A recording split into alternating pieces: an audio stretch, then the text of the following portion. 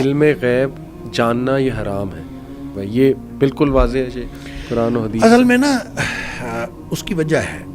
جب آپ علم غیب جاننے کی کوشش کرتے ہیں نا تو بنیادی طور پر آپ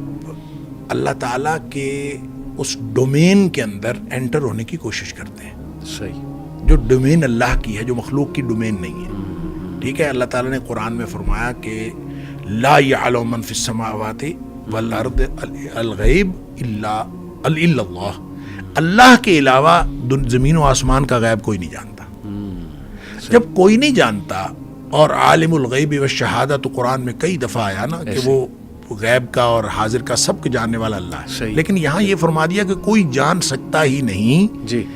اور ایک جگہ یہ بھی فرما دیا کہ اللہ اپنے رسولوں کو جو چاہے کچھ بتا دیتا ہے